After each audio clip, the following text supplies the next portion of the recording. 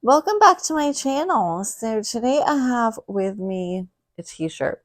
I just want to take a moment to talk about t-shirts because I think that they are a huge source of textile waste. I know for myself, I will get a t-shirt from say a 5K run that I've been in or a place that I volunteered for.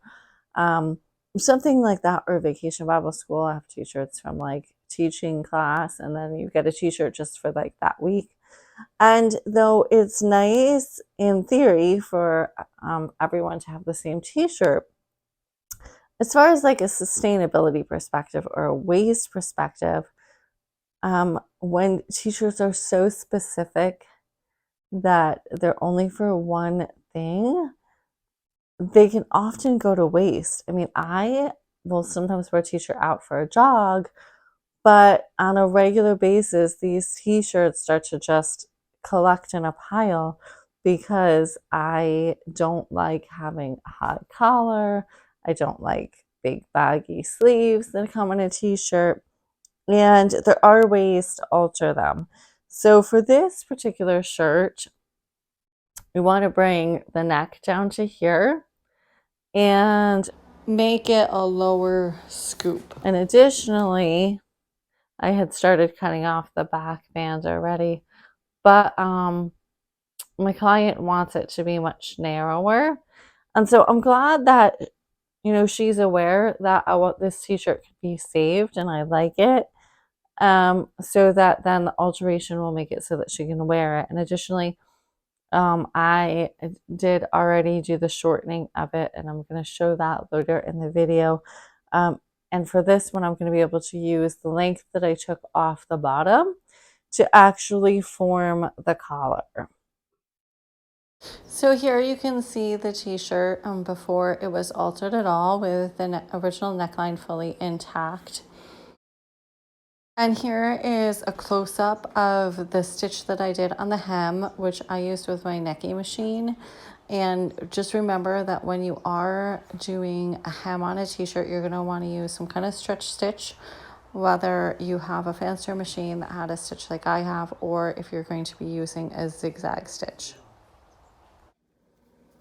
Now for the collar that was originally on it, I could go ahead and try to seam rip the whole thing out, but there's a lot of stitches in there, some serge stitches, and the act of actually trying to seam rip everything out might cause the material to stretch quite a bit. So I actually chose to just take a pair of scissors and get really, really close to the edge and trim it out before I put on the new facing. As I got up around the shoulder seams, there was a lot more stitches, which is pretty normal for a t-shirt, and I used a razor rather than a seam ripper. I have this razor edge knife that I can use to take out some of those extra stitches before continuing to cut off the collar.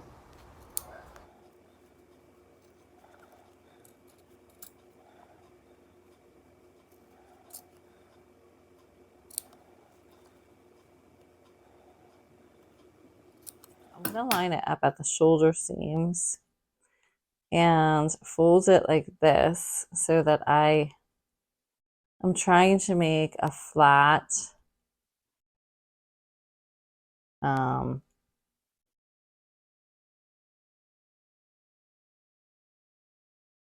it to lay flat so that I can make an even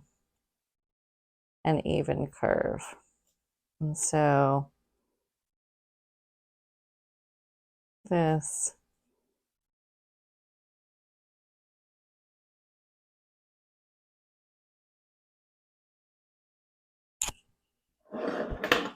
and to use those pins as like a guide mark for where I want to cut it.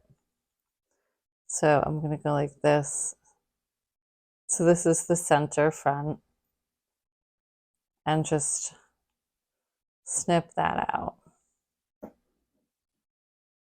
Make sure it's super flat on both sides.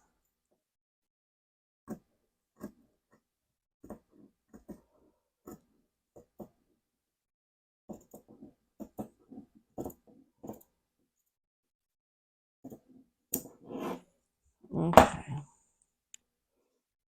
And then if I open it up, oops. So it came a little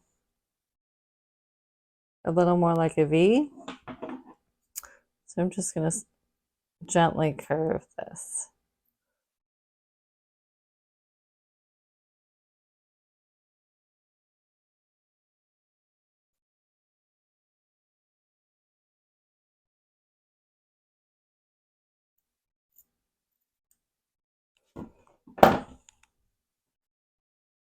There we go. And I still have to put a facing on it so that it's going to look a little bit different shape. And this is my hem, my original hem that I had cut off.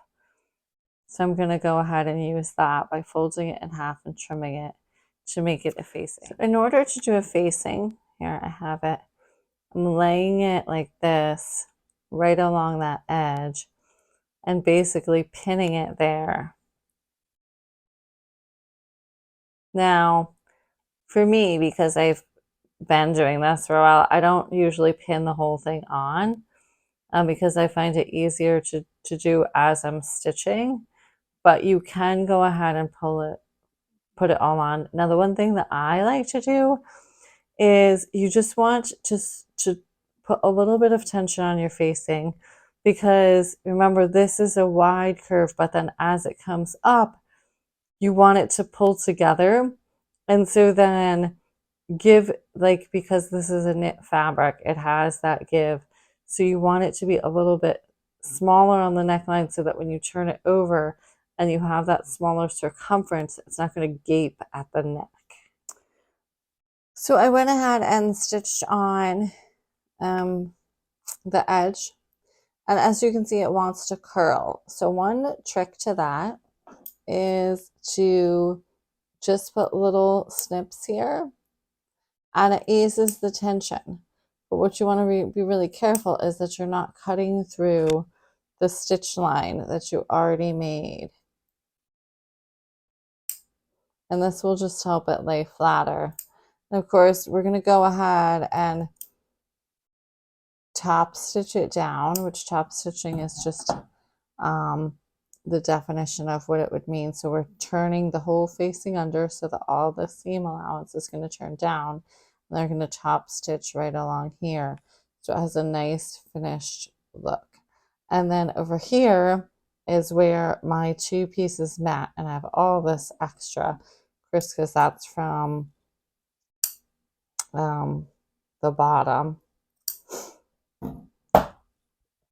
And so I am going to go ahead and put a seam in these, trim the extra, and fold it down into the rest of the facing. So here is the finished t-shirt. You can see a much narrower facing. This is my top stitch. And it's all finished, so you don't have to worry about this raveling. I could trim this just a little bit more, but it also is nice to have it there just for that seam allowance. And much lower, much more comfortable. Thank you for watching. You can shop tutorials and classes on my website, naomifeda.net. Be sure to like and subscribe. And as always, may God sow his love into your heart today.